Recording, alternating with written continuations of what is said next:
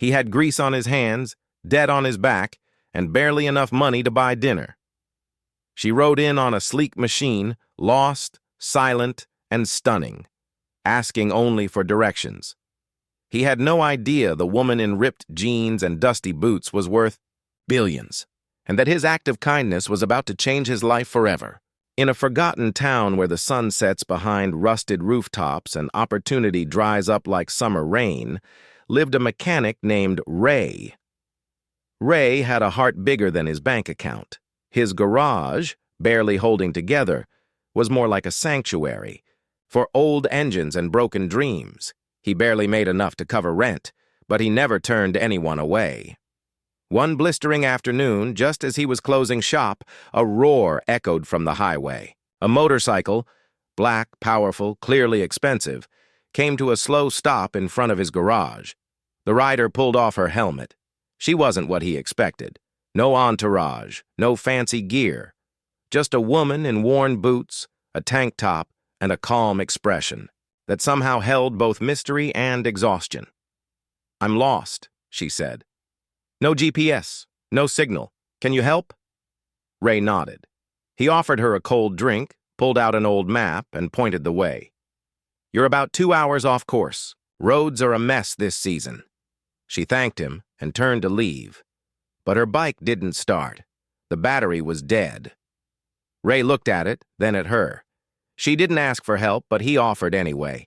"Give me 15 minutes. He didn't. "Charge her." She sat on a tire watching him work.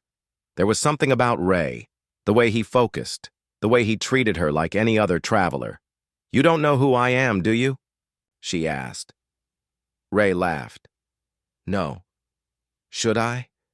She smiled for the first time. "No, it's nice, actually." They talked while he worked, about roads, about freedom, about how life is sometimes more about surviving than succeeding. Her name was Elise. What? Ray didn't know, what he couldn't have imagined, was that Elise had built and sold 3 tech companies before turning 30. She was a billionaire in disguise, riding solo to clear her mind. But Ray didn't care about any of that. He just wanted to help. He got her bike running, she thanked him. No tip, no fanfare. Just a firm handshake and a quiet, "I'll remember this." Ray went back to fixing old engines and old hopes. 3 weeks later, everything changed. A brand new truck pulled into his lot. A lawyer stepped out. He handed Ray a document and a key. "Miss Elise Carter left this for you," he said. "Congratulations, Mr. Ray. You now own this property free and clear. And this truck? That's yours too. Courtesy of someone you helped when you thought no one was watching." Ray stood there, stunned. He hadn't saved a billionaire. He'd just been kind. And somehow, in a world that often forgets people like him, kindness had echoed back. Sometimes we help others thinking we're doing a small good deed. But in reality, we're planting seeds for miracles we can't yet see. Ray didn't fix that bike for money. He fixed it because he cared. And in doing so, he fixed something much bigger, his own future.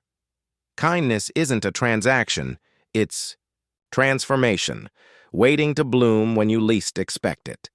If this story touched your heart, don't forget to like, share, and subscribe. At Kindness Echoes, we believe one act of kindness can change everything. Until next time, keep the kindness going.